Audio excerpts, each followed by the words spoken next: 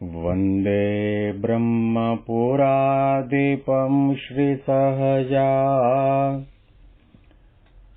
नन्दं च मूलाक्षरम् श्रेयस्कारणसद्गुणैकनिलयम् श्रीप्रागजिह्वावत ब्रह्मोपासनधारकं गुरुहरिं यज्ञं तथा योगिनं प्रत्येवं प्रमुखं महन्तमनिशं श्रीजेस्वरूपमुदा મહિમાનો મહિમા પ્રવચન માળામાં આજે 7મી માર્ચ 2025 શુક્રવારના દિવસે તમામ સંતો હરિભક્તોને મારા સાષ્ટાંગ પ્રણામ. જય સ્વામિનારાયણ. હેપી વચનામૃત દ્વિશતાબ્દી મહોત્સવ. હેપી પ્રમુખ સ્વામી મહારાજ શતાબ્દી મહોત્સવ. શ્રીજી મહારાજ કૃપા કરીને ગઢડા અંત્યના 24મા વચનામૃતમાં આપણે આધ્યાત્મિક માર્ગે ચાલેલા એવા તમામ મુમુક્ષુઓના જીવાત્મા સાથે અનાદિકાળથી જોડાયેલી પ્રકૃતિ ટાળવાની વાત અને એનો ઉપાય મહારાજ કૃપા કરીને બતાવી રહ્યા છે. પછી શ્રીજી મહારાજે કૃપા કરીને એમ વાર્તા કરી છે, પ્રકૃતિ જે જાવી તે જીવને બહુ કઠણ છે, તથાપિ જો સત્સંગમાં સ્વાર્થ જણાય તો પ્રકૃતિ ટળવી કઠણ ન પડે. જેમ દાદા ખાજનના ઘરના માણસોને અમને રાખવાનો સ્વાર્થ છે, તો અમને જે પ્રકૃતિ ન ગમે તે રાખતા નથી, તેમ સ્વાર્થે કરીને પ્રકૃતિ ટળે છે. પ્રકૃતિ ટળવી ઘણી કઠણ છે. શાસ્ત્રો બધા પણ કહે છે, પ્રકૃતિમ યાન્તિ ભૂતાની નિગ્રહ કિમ કરિષ્યતિ સદ્રશમ ચેષ્ટતે સ્વસ્યા પ્રકૃતિર જ્ઞાનવાન અપી પ્રકૃતિમ યાન્તિ ભૂતાની નિગ્રહ કિમ કરિષ્યતિ. ધારો કે કોઈ માણસને પૂરણપૂરી બહુ ભાવતી હોય અને પછી ચાતુર્માસનો પ્રારંભ થાય અને એકાદશીના દિવસે જે પ્રતિજ્ઞા કરે કે આ 4.5 મહિના સુધી મારે પૂરણપૂરી ન ખાવી, એટલે પૂરણપૂરીનો 4.5 મહિના માટે ત્યાગ કર્યો અવશ્ય સાચી વાત છે, એના માટે આપણે એને વંદન કરીએ. પરંતુ કોઈ એવો મોટો ઉત્સવ હોય, શાસ્ત્રીજી મહારાજનું સ્મૃતિ પર્વ ચાલતું હોય અને મંદિરની અંદર પૂર્ણપુરીની રસોઈ તૈયાર થઈ હોય, પંગતમાં આપણે જમવા માટે બેઠા હોઈએ અને દરેકને 2 પૂરણપુરી ઘી સાથે જબોળીને આપવામાં આવતી હોય, તે વખતે જેણે નિયમ લીધો છે પૂરણપુરી ન ખાવી, એ પોતાની થાળીમાં ન લે અને હાથ જોડીને કે મને ન આપતા, મારે નિયમ છે. એ થાળીમાં પૂરણપૂરી લે પણ નહીં, ખાય પણ નહીં, પણ એના મોઢામાં પાણી તો અવશ્ય આવે કે ક્યારે 4.5 મહિના પૂરા થાય અને પૂર્ણપૂરી ભેગા થઈએ. પદાર્થનો ત્યાગ કરવો સહેલો છે, પરંતુ પદાર્થના પ્રત્યે જે આપણી આસક્તિ છે એ પ્રકૃતિ છે.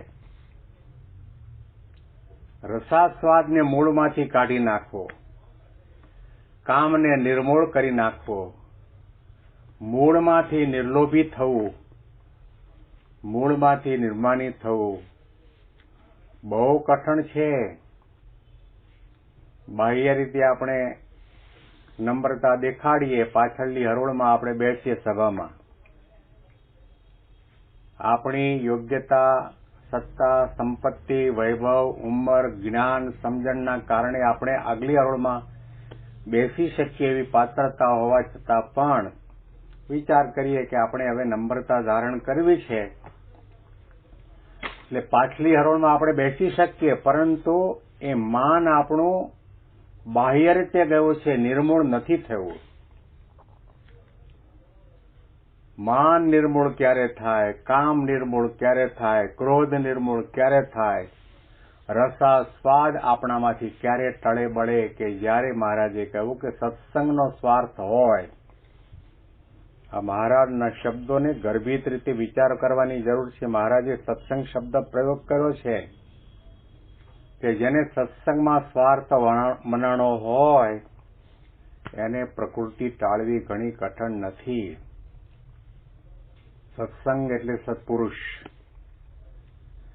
સત્સંગ એટલે જેનામાં ધર્મ, જ્ઞાન, વૈરાગ્ય, ભક્તિ, નીતિ, સદાચાર, સંયમ, બ્રહ્મચર્ય, સાધુતા, પરોપકાર આવા અનંત કલ્યાણકારી ભગવાનના ગુણો હોય અને ભગવાનને અખંડ ધારીને રહ્યા હોય એવા જે સાચા સત્પુરુષ છે એ સત્સંગ છે.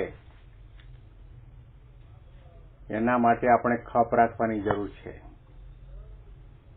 એમનો ખપ એટલે કેવો ખપ રાખવાનો છે? એમને રાજી કરવા માટે, એમની આજ્ઞા પાળવા માટે, એમનો સમાગમ કરવા માટે, એમની કૃપા દ્રષ્ટિ પ્રાપ્ત કરવા માટે ગુણાતીતાનંદ સ્વામીએ કહ્યું કે તમારે આ ગિરનાર પર્વતની અંદર જેટલા પથ્થર છે એટલા પારસમણી તમારા બાપના હોય એનો ત્યાગ કરીને પણ આ સાધુનો સમાગમ કરવો.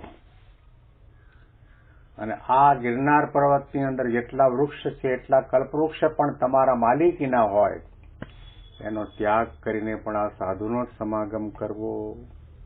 આ ખપ પ્રમુખ સ્વામી મહારાજ ઘણી વખત ભીમનાથના રાંકાની વાત કરતા કે અડતાળાનો દુષ્કાળ પડેલો મહારાજના સભયની અંદર, તો બરવાળાથી આપણે આ બાજુ ધંધુકાથી નીકળીએ, બરવાળા પહોંચીએ તે પહેલા વચ્ચે રસ્તામાં એક ભીમનાથ કરીને આવે છે. એ ભીમનાથની અંદર ભીમજીનું મંદિર છે, ભોળાનાથનું મંદિર, ત્યાં સદાવ્રત ચાલતું અને નીલકા નદીના કાંઠા ઉપર જ મંદિર છે. તે લોકો સદાવ્રત ચલાવતા હતા અને સૌ કોઈ જે ગરીબ ગુબડા આવે એ બધાને એક ડોયો ભરી ભરીને થૂલું આપતા. અને તે વખતે તો અત્યારના જેવી પરિસ્થિતિ નહોતી. રેશન કાર્ડ છે, રેશન છે, દુકાનો છે, એવા બધા બધી જગ્યાએ ખાવા પીવાનું આપી શકે એવા પ્રકારના સમર્થનો હતા. બધાના માથે કાળ હતો, સદા દુષ્કાળ. એટલે ખ્યાલ આવ્યો કે અહીંયા એક જ જગ્યાએ કડતું થૂલું મળે છે. લાંબી લાઈન લાગે અને મંદિરનો કારભારી એ નદીના કાંઠા ઉપર બેસે, બધાને કડશું કડશું થૂલું આપે. આ તો ધસારો થાય, બધા ભૂખ્યા થયેલા હોય. બુભુક્ષુતા કિમ ન કરોતિ પાપમ, ધક્કાધુક્કી થઈ જાય, પીરસવા વાળો કંટાળે એટલે જોરથી મારે ધક્કો, એટલે બધા ધડધડ કરતા નીચે નદીમાં રેતીમાં પડે.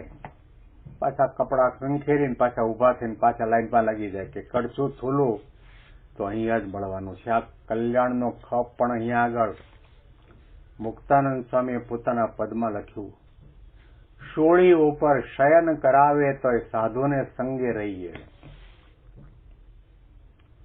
સંતનો સમાગમ કરવામાં, સંતની પાસે રહેવામાં, સંતની કથા વાર્તા સાંભળવામાં કદાચ શૂળી ઉપર શયન કરાવે ને તો પણ સાધુના સંગમાં રહેવું. આ સંતનો સમાગમનો ખપ છે.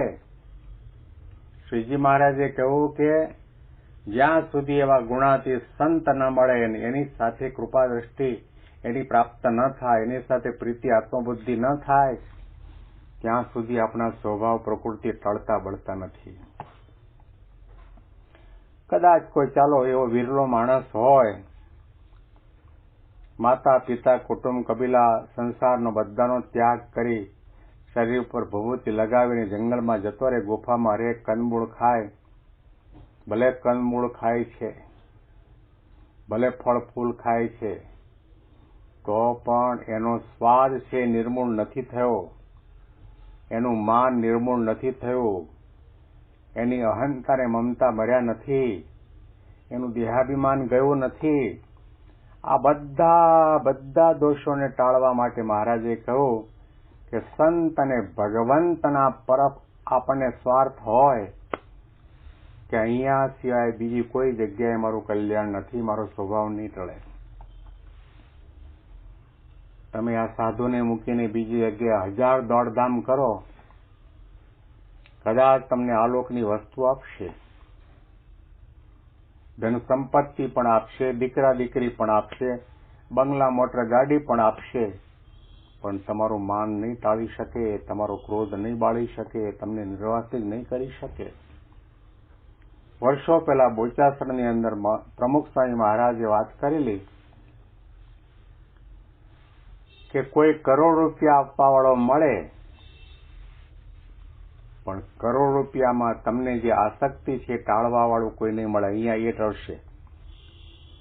આ સાધુ આપણી આસક્તિ, વાસના, સ્વભાવ, પ્રકૃતિ ટાળવા વાળવા છે, એના સિવાય બીજે ક્યાંય બ્રહ્મરૂપ થવાય એવું નથી. સત્સંગનો સ્વાર્થ રાખવાની જરૂર છે. સત્સંગનો ખપ હોય, હળધૂત કરે, આપણું અપમાન કરે, આપણને ઉતારો ન આપે, આપણને પાગરણ ન આપે, આપણને જમવાનું ન આપે અને આપણને કહી દે કે તમે નહીં આવતા મંદિરની અંદર, તમારે દર્શન નહીં કરવાના, તો પણ મંદિરનો, સંસ્થાનો, સંતોનો કોઈનો પણ અભાવ ગુણ ન આવે અને ખપ લાગે કે અહીંયા સિવાય મારું કોઈ નથી, અહીંયા સિવાય બીજી કોઈ જગ્યાએ મારું કલ્યાણ નથી. ભગતજી મહારાજને વિમુખ કર્યા અને વિમુખ કર્યા પછી પણ એમના ભાથામાં ઝેર નાખ્યું. ભગતજી મહારાજ પ્રત્યે કેટલો બધો અણગમો થયો હશે કે તમારે વડતાલ સંસ્થાના કોઈ પણ મંદિરની અંદર દર્શન કરવા માટે પ્રવેશ નહીં કરવો. ગુણાતીતાનંદ સ્વામી પોતે અમદાવાદ પધારેલા અને ભગતજી મહારાજ પોતાને મંદિરમાં પ્રવેશ માટેનો નિષેધ હતો, એટલા માટે દરવાજાની બહાર ઉભા રહ્યા અને ગુણાતીતાનંદ સ્વામી પોતાના ઉતારાથી ઠાકોરજીના દર્શન કરવા માટે જતા હતા. ત્યાં ઉભા દર્શન કર્યા અને જે કોઈ આવે અને વાતો કરે, જો આ ચાલ્યા જાય છે ને એ જૂનાગઢના જોગી છે, ગુણાતીતાનંદ સ્વામી એનું નામ છે, મહારાજને રહેવાનું અક્ષરધામ છે. હળધૂત કરે તો પણ સંસ્થાનો અભાવ ન આવે, આચાર્યનો અભાવ ન આવે, સંતોનો અભાવ ન આવે, આયોજકોનો અભાવ ન આવે. આ સત્સંગનો ખપ કહેવાય. સમજાણું હોય કે સત્સંગ સાચા પુરુષ, સંત અને ભગવંત, આ શબ્દો મહારાજના ધારવા વિચારવાની જરૂર છે. ગર્ભિષ્ઠ અર્થ છે આમાં, એ ફરીથી આપણે વાંચીએ છીએ.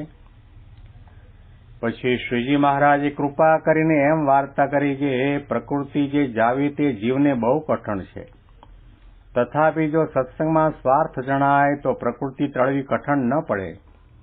જેમ દાદા ખાચરના ઘરના માણસોને અમને રાખવાનો સ્વાર્થ છે તો અમને જે પ્રકૃતિ ન ગમે તે રાખતા નથી, તેમ સ્વાર્થે કરીને પ્રકૃતિ ટળે છે. કયો સ્વાર્થ? સંસારનો સ્વાર્થ નહીં, આ લોકના વિષયનો સ્વાર્થ નહીં, સંત અને ભગવંતનો સ્વાર્થ. આપણે ભગવાન રાખવા છે, ભગવાન રાખવા છે, સંત રાખવા છે. એ સ્વાર્થ હોય, ભગવાનને રાજી કરવા છે એવો દ્રઢ સંકલ્પ હોય તો આપણી ગમે તેવી ન ટળે એવી કઠણ પ્રકૃતિ હોય તે પણ ટળી જાય. કારણ કે મોટા પુરુષની અંદર આપણે જો દિવ્ય ભાવ થાય તો મહારાજે કહ્યું કે કૂતરા જેવો કામી હોય તે પણ અતિશય નિષ્કામી થઈ જાય. જન્મ કર્મ ચમે દિવ્યમ એવં યો વ્યક્તિ તત્વત ત્યક્ત્વા દેહમ પુનર્જન્મ નેતિ મામેતે સોર્જુન. ભગવાને ગીતામાં કહ્યું કે ભગવાન અને સંતના જન્મ અને કર્મને જે દિવ્ય જાણે છે એ માયા પાર થાય છે, ભગવાનને પામે છે, ભગવાનના ધામનો અધિકારી થાય છે અને અનુસંધાનમાં વિશેષ વાતો આપણે આવતીકાલના પ્રવચનમાં સાંભળીશું. તમામ સંતો હરિભક્તોને મારા સાષ્ટાંગ પ્રણામ. જય સ્વામિનારાયણ.